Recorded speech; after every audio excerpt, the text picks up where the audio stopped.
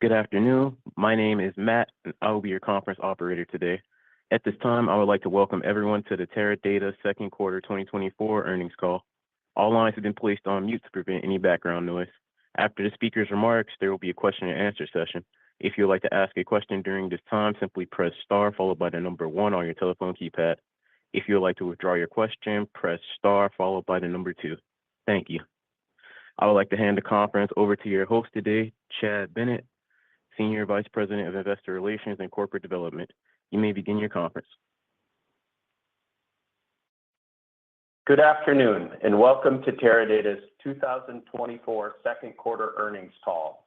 Steve McMillan, Teradata's President and Chief Executive Officer, will lead our call today, followed by Claire Bramley, Teradata's Chief Financial Officer, who will discuss our financial results and outlook. Our discussion today includes forecasts and other information that are considered forward-looking statements. While these statements reflect our current outlook, they are subject to a number of risks and uncertainties that could cause actual results to differ materially. These risk factors are described in today's earnings release and our SEC filings, including our most recent Form 10-K and in the Form 10-Q for the quarter ended June 30th, 2024, that is expected to be filed with the SEC within the next few days. These forward-looking statements are made as of today, and we undertake no duty or obligation to update them. On today's call, we will be discussing certain non-GAAP financial measures which exclude such items as stock-based compensation expense, other special items described in our earnings release. We will also discuss other non-GAAP items such as free cash flow, constant currency comparisons, and 2024 revenue and ARR growth outlook in constant currency. Unless stated otherwise, all numbers and results discussed in today's call are on a non-GAAP basis.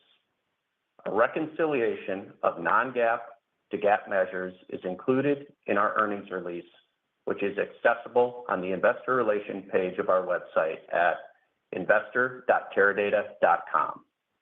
A replay of this conference call will be available later today on our website. And now I will turn the call over to Steve. Thanks, everyone, for joining us today. As we get started, I'd like to welcome Chad Bennett to the Teradata team. Chad joins us after years of covering software and SaaS companies at Craig-Hallum Capital. We're excited to have Chad adding his expertise to Teradata and keeping you up to date on our company. Our Q2 results demonstrate our ongoing strong performance in cloud, with cloud ARR growth of 32% in constant currency. This reflects the increasing interest in our differentiated hybrid cloud capabilities. Also, when customers choose Teradata in the cloud, they are expanding with us as they see the value.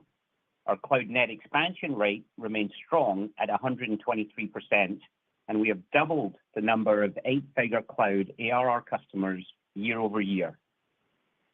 Despite the cloud ARR growth, total ARR declined by 3% year over year. Additionally, we generated non-GAAP earnings per share of 64 cents and delivered $39 million of free cash flow. Looking at our results overall, our performance continues to be challenged by the industry macro environment and longer customer decision cycles. We fully recognize we need to improve our execution. We have undergone a comprehensive review and are taking actions to improve our results, including bringing an increased focus on cost reduction. This has led to a reset of our financial outlook for the rest of this year and into 2025. Let's start with actions in our go-to-market organization. Last quarter, I introduced Rich Petley, our new Chief Revenue Officer. Rich has worked with speed and has brought new management discipline to the global team, building upon the results he generated from EMEA, which meaningfully outperformed the other regions during his tenure. The sales function has been realigned to drive increased effectiveness, leverage best practices that resonate globally, while also creating structural and cost efficiencies. In the pipeline review, we are encouraged about the large deal opportunities for the second half of 2024. Our pipeline of large eight-figure ARR deals has also increased to 3 times what it was in Q2 of last year. In our new logo pipeline, we continue to see momentum. In the second half, we anticipate ARR from new logos doubling over the prior year. However, we continue to see longer decision-making cycles, and we believe this is consistent with what others are experiencing in the industry. As I've noted in prior calls, with the strategic nature of our analytics, we are seeing more decision makers involved in deals and from across multiple business units. This compound decision environment moves Teradata beyond IT and affords us the opportunity to help more departments understand what is possible with our hybrid cloud platform and best-in-class analytics. Yet it does lengthen deal cycles. We expect deal elongation to continue, and just one example, in Q2, we closed the 8-figure transaction that slipped out of Q4 2023. Following our thorough review of the business, with the additional discipline and rigor applied from the realigned go-to-market organization, we have decided to reduce our outlook. A revised outlook reflects the uncertain macro environment, our additional scrutiny of the pipeline, and as well it accounts for the risks we see with longer deal cycles and less on-prem expansions. As we move ahead, we are addressing vectors that we believe will accelerate growth and deliver increased value for customers. We're taking proactive measures to reduce operating expenses across all aspects of the business. We're focusing on reducing expenses in non-revenue generating areas, including a reduction in headcount of approximately 9 to 10%. We remain committed to protecting earnings and free cash flow, and we will continue to invest in areas where we can accelerate revenue growth. Claire will cover the revised outlook and our financial results in more detail. As we look ahead, we remain confident in our opportunity. With AI and GenAI as catalysts for innovation in all industries, Teradata has been trusted by leading companies for years to provide secure, trusted, and well-governed data. The enterprise of the future will be built on trusted data and trusted AI, ensuring the accountability, transparency, and oversight every business needs to empower faster decision-making, improve their customers' experience, and continuously create value. Our expertise and technology are what the market needs now. We've surveyed a broad range of C-suite executives and AI decision makers, and an area where they are looking for support is in successfully navigating new AI initiatives. We're confident that our hybrid cloud platform is ideal to help companies align their AI goals to their business strategy and help them lead in their industries with trusted data and trusted AI. In Q2, we advanced our open and connected approach that is designed to allow enterprises to employ modern data strategies and deliver value from trusted AI at scale. Furthering our innovations, we unveiled Teradata Vantage Cloud Lake on Google Cloud. Together, we are combining the advanced data and analytics capabilities of Vantage Cloud Lake with the scalability and flexibility of Google Cloud. This launch is expected to enable enterprises that rely on Google Cloud to efficiently scale their AI initiatives and power new generative AI use cases. One of our first customers for this Lake offering is Oi SA, a leading Brazilian telephone operator. It will leverage Vantage Cloud Lake on Google Cloud for revenue assurance. With this release, our powerful data lake solution is now on all 3 major CSP platforms: Amazon Web Services, Google Cloud, and Microsoft Azure. Teradata will continue to innovate on our open and connected ecosystem by embracing open table formats. With first-party support for Apache Iceberg and Delta Lake, driving new analytic workloads and enabling broader AI access to data. Our open table format support is designed to enable customers to both access and store data in an open and standard way that's easily shared across different analytic engines and tools. This allows us to capture more compute power and provide more comprehensive analytic solutions to our customers, solidifying our position as a leader in data and analytics. In the quarter, we also announced that Teradata AI Unlimited, our first on-demand AI ML engine in the cloud, is integrated into Microsoft Fabric and OneLake, Fabric's unified multi-cloud data lake. Teradata AI Unlimited in Microsoft Fabric can extend user freedom to innovate with frictionless on-demand access to ClearScape Analytics. It is designed to enable developers, data scientists, and engineers to maximize their performance by providing access to vast amounts of data and unlimited flexibility to explore, create, and experiment. They can seamlessly explore data, conduct experiments, and operationalize AI use cases without risk to mission-critical production environments. For example, a data scientist might use AI Unlimited to experiment with advanced geospatial functions to address route delivery and improve the supply chain. Alternatively, an analyst might explore innovative churn models using AI Unlimited's advanced analysis capabilities, coupled with Fabric-native data and business intelligence tools. Multiple life science companies could even collaborate together on disease research, leveraging gradient boosting capabilities of AI Unlimited against datasets in Fabric OneLake. The opportunities are exciting, both for our customers and for us. AI Unlimited is now in public preview in both AWS and Microsoft marketplaces. Now I will share a few more examples of wins from the quarter. A US-based multinational healthcare company is expanding its Teradata hybrid ecosystem to include Vantage Cloud Lake on AWS. This is expected to accelerate the development of healthcare innovation and new services to improve customer health outcomes and healthcare affordability. As this long-standing cloud customer is expanding, it becomes one of our top 5 cloud accounts.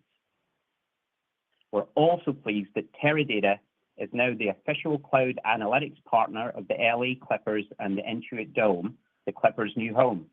In this new logo win, the team and arena will leverage Vantage Cloud Lake with its AI technologies among the suite of services provided.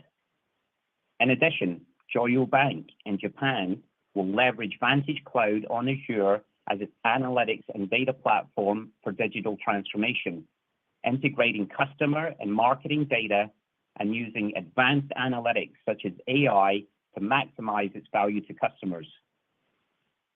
As customers select Teradata, we were recognized by Gartner as a customer's choice for Cloud DBMS and its Pierce Insights Voice of the Customer report.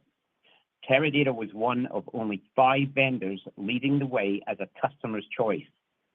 This Voice of the Customer report evaluates companies based on verified users' experiences in implementing and operating cloud solutions. Along with our advances in our technology and with customers, we made strides with partnerships in the quarter. We announced that we are bringing open source support for trusted AI innovation in partnership with Anaconda. The integration of ClearScape Analytics and Anaconda's Python and R packages is expected to help enterprises deploy large-scale data science, AI ML, and Gen AI use cases. We also recently announced new integration of Data Robot's AI platform with ClearScape Analytics and Vantage Cloud. This integration provides enterprises the ability to import and operationalize Data Robot's AI models at scale inside our platform. This functionality is available through ClearScape's Analytics Bring Your Own Model capability and is designed to enable customers to unlock data and results faster and accelerate AI innovation. Also in the quarter, we expanded our strategic collaboration agreement with AWS to help customers accelerate modernizing their data analytic ecosystems, further support them as they migrate to the cloud, and maximize the value of AI opportunities with improved data-driven insights. As I hand the call to Claire, we are taking actions and are committed to executing. We remain confident in delivering solid cloud growth and in maintaining our enduring commitment as a trusted partner to our customers. With trusted data and trusted AI rapidly becoming table stakes, our technology is in the sweet spot of opportunity.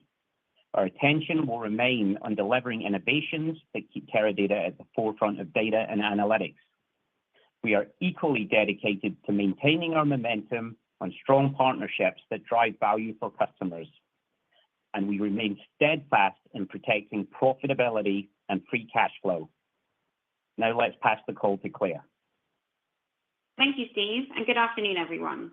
In the second quarter, cloud ARR growth remained healthy at 32% year-over-year in constant currency, supported by a cloud net expansion rate of 123%. Q2 cloud ARR grew $19 million sequentially in constant currency, and we closed the eight-figure deal that had slipped from 2023.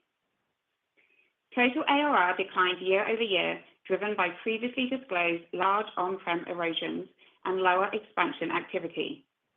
We believe this will be the last quarter of impact from these erosions, and we continue to view the first half of 2024 as an outlier when compared to our forward-looking retention rates. While our pipeline and large deal activity remain strong, we continue to experience elongated deal cycles driven by higher levels of strategic engagement with our customers. We are seeing expansion activity being pushed out, which leads to an even more pronounced back-end weighting in 2024. To reflect a more prudent stance on timing of large deal closures and conversion of our pipeline, we are lowering the outlook. As Steve mentioned, we are taking proactive measures to reduce non-revenue generating costs and improve go-to-market productivity and efficiency. I will quantify these measures later in my remarks. Let me now share more details on our quarterly financial results, starting with revenue. Second quarter recurring revenue was $368 million, down 1% year-over-year as reported, and 2% growth year-over-year in constant currency. We saw strong growth in cloud revenue and a small positive impact from upfront revenue, offset by the anticipated on-prem erosions and currency. Net upfront revenue was a positive $5 million. Recurring revenue as a percentage of total revenue was 84%, up from 80% from the prior year period. Second quarter total revenue was $436 million, down 6% year-over-year as reported, and down 3% in constant currency. The year-over-year change is primarily due to lower perpetual and consulting revenues. Moving to profitability and free cash flow. We continue to be pleased with our profitability. Total gross margin was 62.2%, up 160 basis points year-over-year, driven by a strong expansion in cloud gross margins and lower perpetual and consulting revenues. Operating margin was 22%, up 640 basis points year-over-year. Non-GAAP diluted earnings per share was 64 cents, exceeding the top end of our guidance range.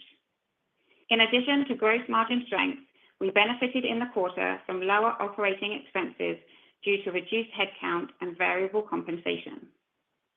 We generated $39 million of free cash flow in the quarter, which is an $18 million increase sequentially. The year-over-year decline is driven by the linearity of ARR. In the second quarter, we repurchased approximately $47 million, or 1.2 million shares. We remain committed to returning at least 75% of free cash flow to shareholders in the form of share repurchases. Before turning to the outlook, let me cover the cost reduction actions that we are implementing over the next 6 to 12 months. In total, we anticipate reducing operating expenses by approximately $75 to $80 million on an annualized run rate basis. While some of the savings will drop to the bottom line, we also plan to invest a portion of this amount back into revenue-generating growth areas. The total cash impact from associated severance payments is anticipated to be $45 to $50 million, of which approximately $30 to $35 million is expected to be paid in 2024. We estimate $15 to $20 million of non-GAAP operating profit benefit in 2024 from these cost reductions. Moving to our full year 2024 outlook. As a reminder, our outlook ranges are in constant currency for the ARR and revenue metrics. Our revised full year 2024 outlook is as follows. Total ARR to decline 2 to 4%. Cloud ARR growth of 28 to 32%. Total revenue to decline 2 to 4%. Recurring revenue to be flat to down 2%. Free cash flow of $270 million to $290 million. Non-GAAP earnings per share of $2.20 to $2.26. A breakdown of the 700 basis point change to total ARR is as follows. Approximately 100 basis points from churn or erosion activity. Approximately 350 basis points largely from lower expected on-prem expansions. Approximately 250 basis points impact due to deal timing. Regarding the free cash flow revision, the primary drivers are lower billings due to ARR reduction, second half severance payments, which are partially offset by lower operating expenses. Additional full-year outlook assumptions include for currency using the end of June currency rates, we anticipate year-over-year headwinds of approximately 210 basis points on revenue, 125 basis points on total ARR, and 170 basis points on cloud ARR. Weighted average shares outstanding of approximately 98.4 million. Other expense of approximately $50 million. We project a non-GAAP tax rate of approximately 24.5%. Regarding our outlook for the third quarter of 2024, we anticipate non-GAAP diluted earnings per share to be in the range of 54 to 58 cents. We project the non-GAAP tax rate to be approximately 23% and the weighted average shares outstanding of 97.8 million. We expect total ARR to be flat sequentially in Q3. We anticipate sequential acceleration of cloud ARR dollar growth in Q3. We expect the fourth quarter to be the strongest quarter of the year and deliver 60% or more of the annual cloud growth, supported by the strength of our large deal pipeline, which is 3 times larger than this time last year. With regards to 2025, while we remain confident in the opportunity we have in front of us, given the changes to our 2024 cloud ARR outlook, our 2025 target of $1 billion will push into 2026. We continue to anticipate our cloud ARR growth rate in 2025 will be similar to 2024. The proactive measures we have taken should result in low to mid-single-digit year-over-year growth in total ARR, operating margin in the low 20% range, and free cash flow of approximately $320 to $370 million. In closing, we continue to see strong growth in our cloud business, both in migrations and expansions. The adjustments to our outlook reflect deals taking longer to close and a more prudent stance on the conversion of our pipeline, which remains strong, and no change in our competitive position. Thank you very much for your time today. Let's please open the call for questions. At this time, I would like to remind everyone in order to ask a question, press star and the number 1 on your telephone keypad. We'll pause for just a moment to compile the Q&A roster.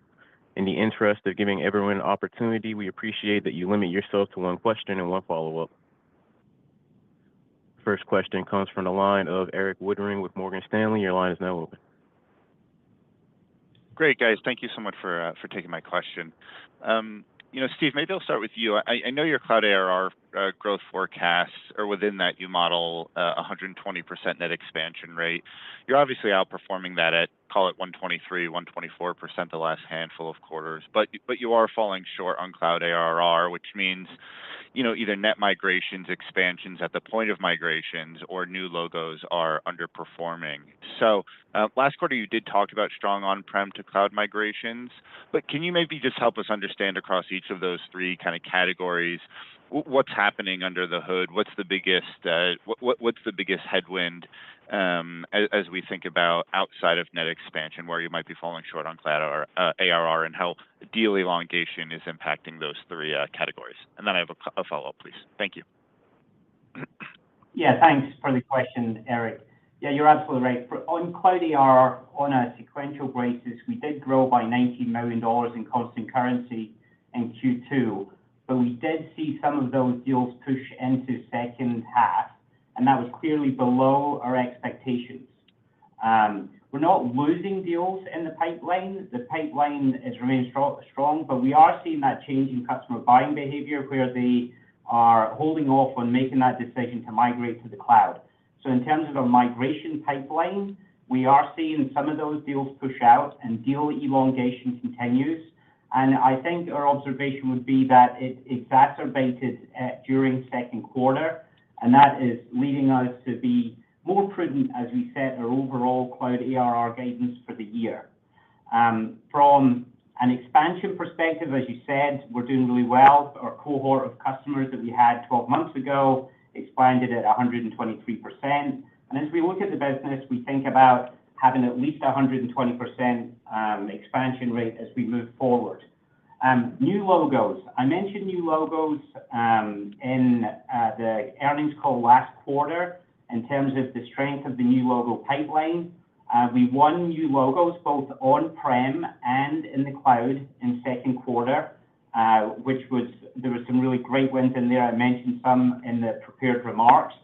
And as we look to the second half of the year, we believe that our new logo in second half will be about double the new logo activity that we had in second half last year. So as we look at it, we are seeing that deal elongation is putting a pressure on our cloud ARR, and that's why we have altered our full year guidance accordingly. Okay. Thank you for that detail, Steve.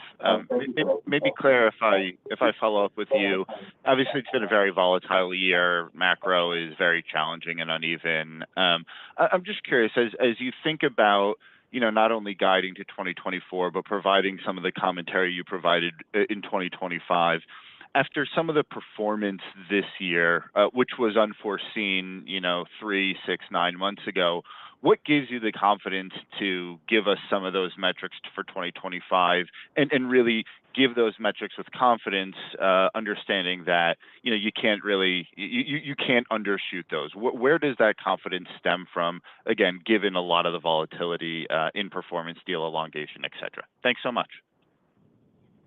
Thanks, Eric. Yeah. So let me start with 2024. So what gives us confidence in our current outlook is we've thoroughly reviewed all of the large deals, like one by one, and heavily discounted our close assumptions against those deals. And then for the non-large deals, the rest of the deal pipeline, we are using the low end of our historical conversion rate on that deal pipeline. And we're attaching senior leadership, an executive sponsorship on all of our large deals. So there's a number of things that we've done in 2024. As Steve said, we do see that change in customer behavior as we've gone through Q2. We've factored that in to the outlook, and because we are using heavily discounted close assumptions and low end of our conversion deal pipeline assumptions, that's what gives us the confidence in our 2024. As we look out to 2025, some of the things that we have as a tailwind as we move into 2025, clearly the cloud business is still growing strongly. Even with our new outlook, the midpoint of our guide is a 30% cloud ARR growth in the year. And as we continue to grow cloud and we continue to maintain the approximate 120% net expansion rate, that mixed benefit helps us as we move into 2025. The other headwind that we have going into 2025 is the improvement in our retention rate. So we have seen a lower retention rate in the first half of 2024 due to the large on-prem erosions that we saw. We're seeing that improve as we go through the year, and as we exit H2 of 2024, we're anticipating that retention rate to continue to improve in 2025. So that's another headwind. And then finally, as we mentioned in our prepared remarks, we are taking a number of cost reduction activities. We anticipate to reinvest some of those cost savings back into reinvestments to help accelerate growth in certain areas. Thank you for your question. The next question is from the line of Tyler Radke with Citi. Your line is now open. Yeah, hey, Steve. Hey, Claire. Thanks for taking the question. So we've been talking about, the tough macro environment for Teradata for a few quarters now. And I guess with this latest push out of some of the targets, I'm curious, what is different now about the deal elongation conversations that you're having now versus, 3 to 6 months ago? And how much is sort of the conversation, involving kind of future architecture shifts as it relates to Iceberg tables?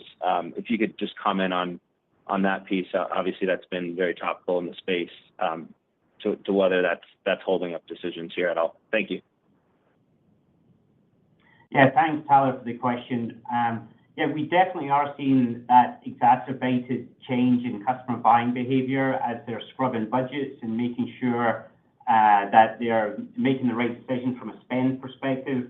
Again, we're not seeing a really big change in terms of the competitive environment that we're working in, and we're not seeing major losses in terms of our opportunities. In fact, one of the things we said in our prepared remarks was we've got a really strong pipeline of 8-figure deals. It's 3 times the size of what we had in Q2 of last year. But those big deals, as you can imagine, inside these large corporations are coming under a lot of scrutiny from an execution perspective. And so I think that those are combining together to impact that from a close perspective. Thanks for asking the question around open table formats. We've been doing a lot of work to embrace open table formats. Our open and connected data platform supports multiple OTFs.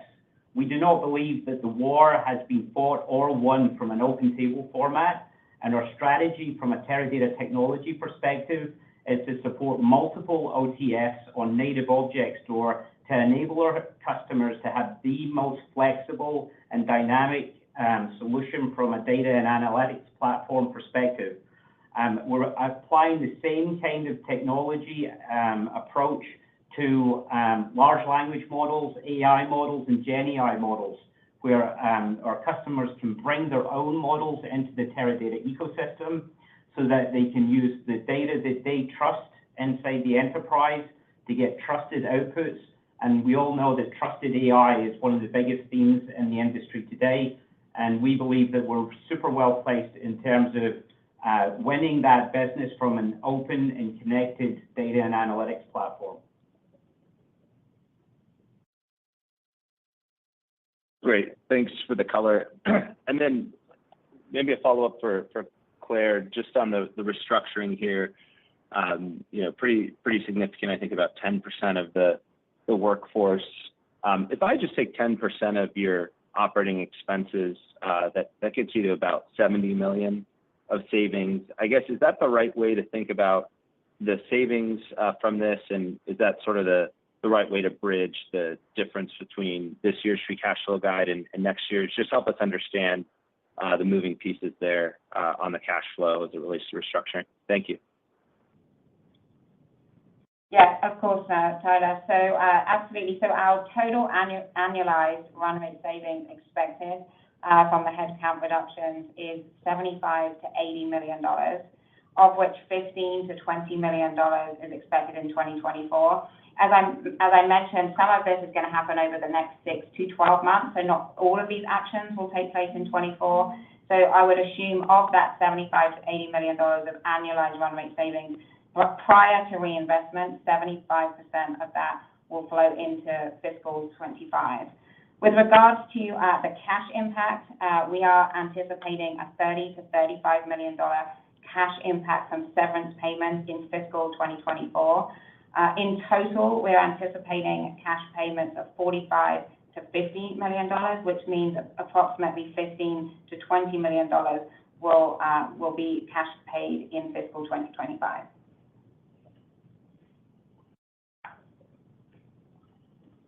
Thank you for your question. Next question is from the line of Howard Ma with Guggenheim. Your line is now open. Thanks. Maybe to dovetail off of Tyler's question on restructuring. So one for Steve, and I have a follow-up for Claire. So Steve, what is the impact of the restructuring efforts on account coverage? And just given the more pronounced back-end weighting, what gives you the confidence that you've taken the appropriate measures to close the deals that you need to close in Q4 to achieve guidance? Yeah, thanks for the question. From a go-to-market perspective, our new Chief Revenue Officer has taken the time to review the overall organization. We actually took the opportunity to reduce a layer of management, and I think that has enabled us all to be closer to the customer. We've also streamlined that global go-to-market organization, taken out a regional structure and having a more industry and geographical basis around that. We've taken the opportunity as well to promote some top talent into those key leadership positions in the company. And Rich's new team is a set of pros and leaders inside Teradata who have got a great track record of delivering on their commitments. We continue to see that traction and momentum in our largest customers. I mentioned the 8-figure deals in the pipeline. Those deals are more difficult to close, but we've got the right team and the right talent focused on that. In terms of the restructuring activity, all of that restructure from a go-to-market perspective and putting that new structure in place has been executed already. The deal ownership is incredibly clear from an execution perspective. As we look at further restructuring inside the company, we're going to focus on our non-revenue generating areas, but whilst maintaining a balance to make sure that we are continuing to invest in the growth areas of the business. Okay, thank you, Steve. And for Claire, it sounds like there may have been additional unexpected large customer churn in Q2. Is that factored into you called out the 100 basis points as part of the guidance reduction, or could there be more large customer churn similar to what happened in Q1 to come for the balance of the year? Thank you. Yeah, we didn't see any unexpected churn in Q2. We were still seeing the final impact of those large on-prem erosions that we talked about back at the end of 2023. So some of the impact there hit in Q2 as expected. To your point, we have updated our churn assumptions for the full year and are expecting an additional 100 basis points of churn in fiscal 24. That actually is a customer that we had highlighted as a risk customer, a couple of customers, high risk, and the timing of that activity has been accelerated into 2024. So no surprises in Q2, but we have, as you mentioned, updated our full year assumptions by 100 basis points. Thank you for your question. Next question is from the line of Chirag Ved with Evercore ISI. Your line is now open. Hi, thank you for taking the question. So just on the erosions front, what are some of the steps that you're taking to mitigate potential future erosion and incentivize existing customers to leverage Vantage Cloud as opposed to potentially migrating? Credits, incentives, partner support. I mean, how are you thinking about this opportunity, and are you seeing incremental success in customer retention quarter over quarter? Thank you. Thanks, Chirag. Thanks for the question. Yeah, you're absolutely right. We've got a whole host of activities undergoing in terms of our customer success motion. Just taking a little step back, we did know and have known that 2024 was going to be an outlier from an erosion perspective in terms of us having more on-prem erosion than other years. And we are expecting that, as Claire said earlier, to normalize as we move back into 2025 to a more normalized erosion rate. Just reflecting back, if you think about the erosion pattern that we have from a Teradata perspective, it's usually customers that have made the decision to migrate off Teradata many years ago. So 4+ years ago, when we did not have the cloud offering that we have in place today.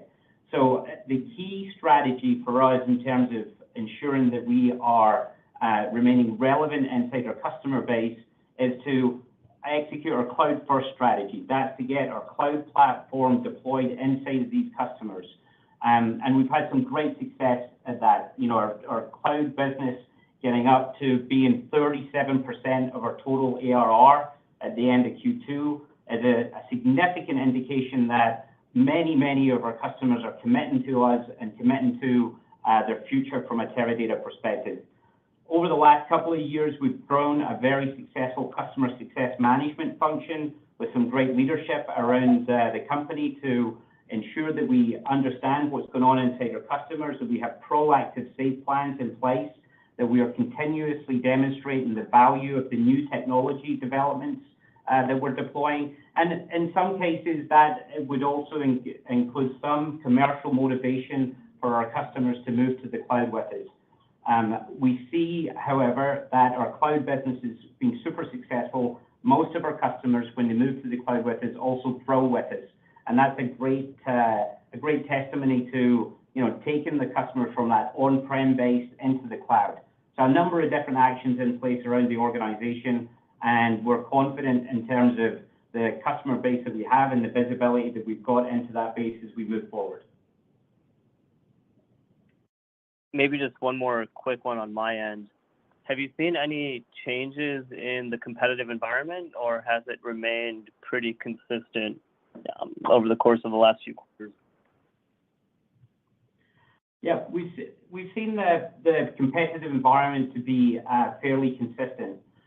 We were super delighted from a Teradata perspective now that we've got our new Vantage Cloud Lake launched on the Google platform. That's going to enable us to start addressing with our most modern technologies all of our customers that utilize the GCP platform as their cloud provider.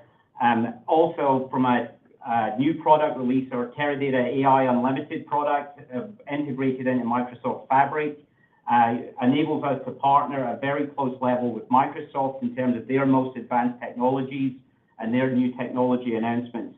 So at the macro level, we don't see any major changes in the competitive environment, but certainly from a Teradata perspective, we're putting new technologies out there which enable us to compete more and more effectively as we move forward. Thank you for your question. Next question is from the line of Nehal Chokshi with Northland Capital Markets. Your line is now open. All right, thank you.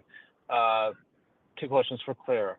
First question, calendar 24 free cash flow. Looks like about $40 million of the $80 million free cash flow reduction is due to reduced billings. And that would equate to about 2% reduction in your billings expectations. Is that correct? Yes, that's right. And how you need to take, to your point, lower billings assumption from lower ARR and revenue in the year. Also, remember, we guided to the low end, so the reduction is from $340 million down to a midpoint of $280 million. So one of the main drivers is lower ARR and revenue, which impacts both 24 and 25. The other impact, obviously, is that higher cash payments that we're making on severance, partially offset by cost reduction. Okay. And then you're also providing some initial thoughts on calendar 25 on the free cash flow, and you're projecting it to increase $65 million year over year. So $40 million is due to no additional restructuring payments, presumably, and then the other $25 million would be basically from the projected overall ARR and billings growth that you're projecting? Yeah, so actually there will be $15 to $20 million expected of severance payments in 2025. So we do see a benefit from lower severance payments, but those severance payments of $45 to $50 million are split, with 30 to 35 being in fiscal 24 and 15 to 20 in 25. So we see a benefit, but we do still have some severance payments being paid in 2025.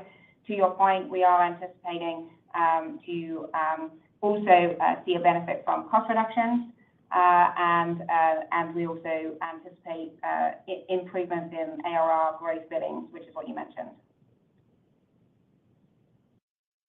Okay, thank you. Thanks, Nehal. Thank you for your question. Next question is from the line of Matt Hedberg with RBC. Your line is now open. Great. Thanks for taking my questions. Steve, one for you. Can you talk about the linearity in the quarter? I'm curious, did things deteriorate as the quarter went on, or was it kind of consistent throughout Q2? Yeah, Matt, thanks for the question. We tend, as many enterprise software companies are, to be kind of back-end loaded towards the end of a particular quarter. And so as we look at execution, a lot of our linearity always skews to the back end of the quarter. So it doesn't give us a lot of visibility as we go through the quarter of what's actually happening. We clearly were getting messages from our customer base about the decisions that we're making around the spend patterns, and we saw that impact in terms of our overall results from a Q2 perspective. Got it. Okay, thank you. And then Claire, on the 9 to 10% reduction in headcount, I think in the prepared remarks you said you're reducing, I think, expenses across all areas of the business. I think you noted also a focus maybe on some net revenue generating areas. I guess, maybe a little bit more detail on where some of these reductions are coming. And then secondarily, it sounds like you're planning to reinvest some of that savings. I guess, is there a way to think about net of the reductions and the rehiring, what the total targeted headcount would be on a net basis? Yeah, so to your point, we've made some changes and done a reorganization in the go-to-market teams, as Steve said. So taking out additional layers of management, focusing more on geographic and industry verticals rather than the regional setup we had previously. So there have been a number of changes in the go-to-market organization.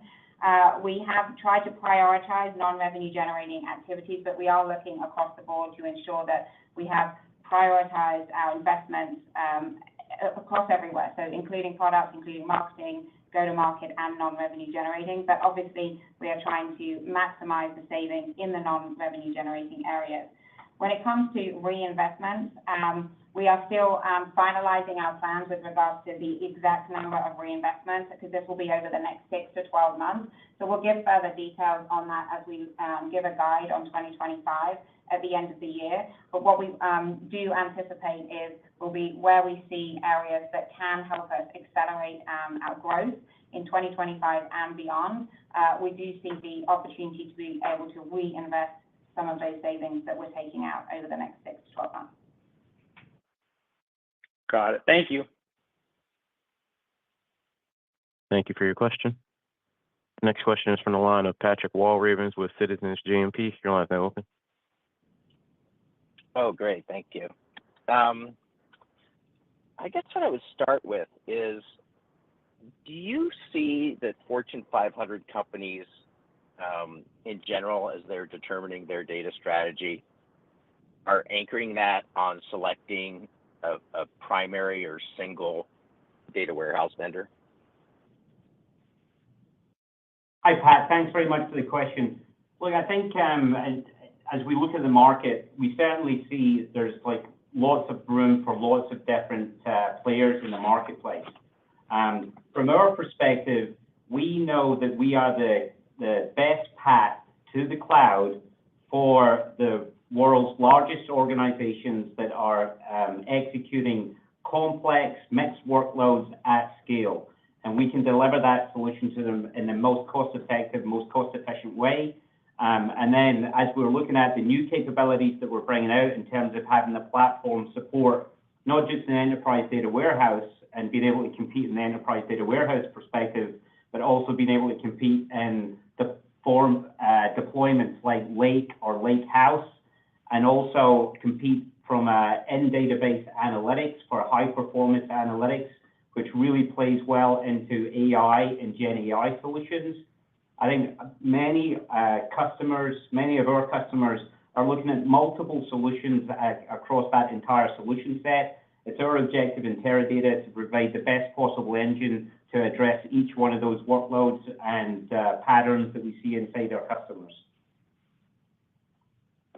Okay, I mean, everyone on this call and you guys as well have heard that example of the bank in Asia Pac that decided to go with Databricks and listed everyone else that they're replacing in the process. You were one of several other vendors, other data warehouse vendors. So I'm just wondering, how common is that, Steve? Is that is that something that most large organizations are deciding to do? Pick one and replace the others, or is it not that common? I would say that vendor lock-in is never a good thing for any customer. But what we look at from a Teradata perspective is we know what our customers are doing. We've got a great conversation with them. In some cases, if they're running a very old version of the Teradata ecosystem on-premise, and they've made decisions before we had the advanced cloud technologies available that we now have, then they tend to make decisions to move away from Teradata. What we see in the marketplace now is that we have a key place in our customers' ecosystems to address some of their most mission-critical workloads, especially at enterprise scale. And our massively parallel computing architecture that's been with us, that's been the core of our systems for years, is absolutely fantastic at running AI and Gen AI workloads in a parallel structure. So we are really well placed to compete for the right workloads inside our customers. And I think most customers are going to start looking at what are the best engines to address their workload requirements as they move into the future.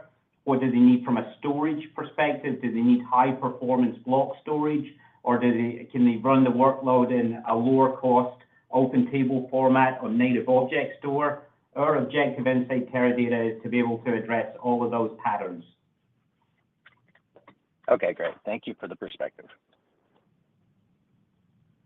Thank you for your question.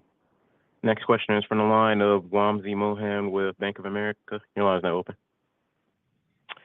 Yes, thank you so much. So Claire, on the restructuring benefit of 15 to 20 million net benefit in 2024 and EBIT, is there incremental EBIT benefit that flows into 2025? Yes, Wamsi. So to your point, we are anticipating a total annualized run rate of $75 to $80 million. So assuming about prior to reinvestment, about 75% of that to hit fiscal 25. So we will see an incremental benefit. As we mentioned, we are looking at where do we want to reinvest, looking at opportunities that will ultimately drive long-term growth. So there should be benefit in fiscal 25, but we're still finalizing the modeling of how much to reinvest based on, obviously, our high governance of return on investment approach.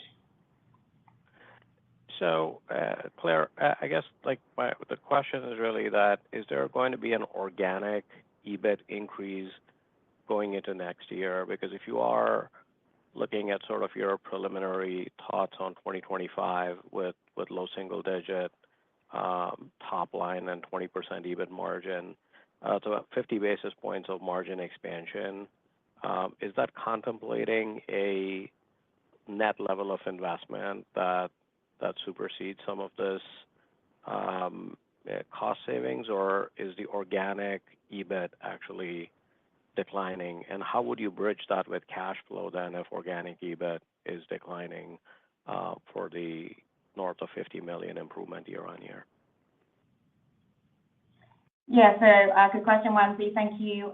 So as we look out in terms of our low 20% range, and when we look at it from a dollar standpoint, because we are continuing to be able to expand our cloud gross margin, and we are taking these proactive measures from a cost reduction, we do anticipate to grow in dollars year over year from 24 into 25. And that's factored in, to your point, in terms of our fiscal 25 cash flow assumptions, where we'll see top line growth, the growth in billing, plus benefit from the EBIT offset by, and also an improvement, from lower severance. So that's what's driving the year-over-year benefit from the cash impact.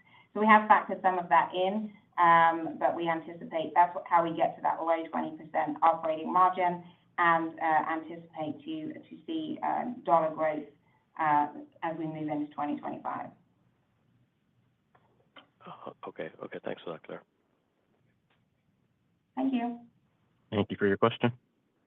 Next question is from the line of Derek Wood with TD Cowen. Your line is now open. Great. Thanks. I guess for Steve or Claire, just in terms of the reduction in the ARR outlook, can you couch how much of this is coming from what you're seeing in your pipeline and sales cycles today versus how much of this is from anticipated disruption from the restructuring? Just wondering whether you're anticipating much disruption from go-to-market motions due to the reorg. No, thanks for the question, Derek. We don't anticipate any disruption in terms of go-to-market execution. As you said, we've got a great pipeline of eight-figure deals. It's got some of our best sales folks on it. The leadership team that we've put into the go-to-market organization, I have absolute faith in. They've taken up that drumbeat without missing a beat. What we do, though, see, as I pointed to, is that continuing elongation of the deal cycle. We have seen that exacerbated in Q2 in terms of customer decision-making cycles, especially for these really large deals. Got it. Understood. And in your prepared remarks, you mentioned you're seeing less on-prem expansions. I think you had been kind of running in a framework of flat to slightly positive growth in on-prem, excluding migrations. I guess, how does this framework change in light of your updated guidance and just what you're seeing on expansion activity? Yeah, I'll just take the first part of that question and let Claire comment in terms of what we're seeing is as customers are examining their budget, and they're also thinking about that shift to the cloud, they are delaying on-prem expansion. There's no point in expanding the on-prem footprint and then moving it to the cloud and then expanding in the cloud. So as those cloud migrations are being considered and some of them are shifting to the right, that does have an impact on our total ARR, both in terms of the expansions we typically see at the point of migration from on-prem to the cloud, but also customers are pushing out those on-prem expansions as they consider their future strategy in terms of moving to the cloud with us. And I've just re-echoed the point that we talked about before. We're not seeing these opportunities lost to competition. We're seeing the commitment to the Teradata technology and technology set. This is a deal elongation and slippage of these deals into subsequent quarters. Yeah, and I'll just jump in. To your point, because of the reduction in on-prem expansions, we now would not anticipate to grow to be flat or slightly up, excluding migrations. We'd actually expect that to decline. But we do believe that that's an opportunity, as Steve mentioned, over time as we move these large accounts to the cloud, and then we tend to see larger expansions with us once they migrate to the cloud. Okay, thank you. Thank you for your question. Next question is from the line of Raimo Lenschow with Barclays. Your line is now open. Hey, thanks for squeezing me in. Steve, the pipeline that you talked about, like the double new logo pipeline versus for the second half versus the second half of 2023, and then the 3 times the pipeline of the 8-figure deals, where are these, especially on the new logo side, where are they coming in? Like, they're obviously they clearly must be kind of participating more in the market again. Like, what are the people looking for? What's the size or what's the typical profile of the customer term? Thank you. Yeah, thanks, Raimo. I think we're seeing a very balanced view in terms of we're seeing new logos across all of the geographies and across all industries. So most of the new logos are buying a use case. I mentioned that bank in Japan as an example who are using Vantage Cloud Lake for revenue assurance. So it's really interesting because we've got that whole history of industry experience inside Teradata. and how the biggest enterprises in the world use data and advanced analytics for business value, we can actually take those use cases on our new technology and take those to new customers. The other thing I would point out, Raimo, is the strength of our hybrid platform. So we're seeing new logos both from an on-prem perspective and in the cloud. So it's very balanced across different deployment models, different use cases, different industries, and different geographies. And I think that gives us, a breadth of operation to actually execute and generate that new logo success, which we think in second half is going to be double what we did in second half last year from a new logo results perspective. Perfect. Hey, looking forward to that. Thank you. Thank you for your question. Next question is from the line of Austin Dietz with UBS. Your line is now open. Hey, Steve. Nice to connect. I'd love to get your views on where the data analytics industry is headed over the next few years. From your response earlier to Tyler's question, changing architectures don't appear to be impacting deal cycles yet. But there seems to be just real adoption around the open table formats like Iceberg and shifting towards a more open architecture in the industry. So, I guess, how do you see the data analytics market evolving over the next few years? How do you think open table formats changes the competitive landscape in the data analytics market? Does it become about query performance on Iceberg tables at some point? We'd just love your thoughts on where the data analytics industry is headed over the next few years. Yeah, thanks for the question. I think we covered some of those points. So I think from an open table format, I don't think the battle is complete there. So our approach is to have an open and connected ecosystem that supports multiple open table formats. And as those technologies advance, we enable our customers to take advantage of those open table formats that are here today, but also the new ones that are coming out in the future. I think that as we look forward, our customers are going to want to deploy workloads on the most appropriate storage tier. That might be in the cloud on an elastic block, high-performance storage for super complex, super mission-critical, real-time solutions, and use less performance storage for workloads which are less mission-critical. The battles will be, to your point, in the query engine. Who's got the best query engine? And it's great from our perspective to see, we released Teradata AI Unlimited. It's got all of our analytic capabilities built right into the database. It's a high-performance, we've got a high-performance query engine that we deploy in Vantage Cloud Lake that enables us to address lots of different use cases. So that open and connected approach to make sure that our customers can take advantage of the most advanced analytic capabilities, be it Gen AI or AI and analytic models, is something that we're absolutely focused on. Thank you for your question. Okay, thank you. There are no further questions at this time. I'll now turn the call back over to Steve McMillan for his final remarks. Thank you, everybody, for joining us today. Look, as we end the call, I'd like to emphasize that we are confident that we've got a fantastic market opportunity in front of us. We've got a great technology, and we've got the team to win. We've got our plans in place for execution, and we are absolutely committed to moving forward successfully.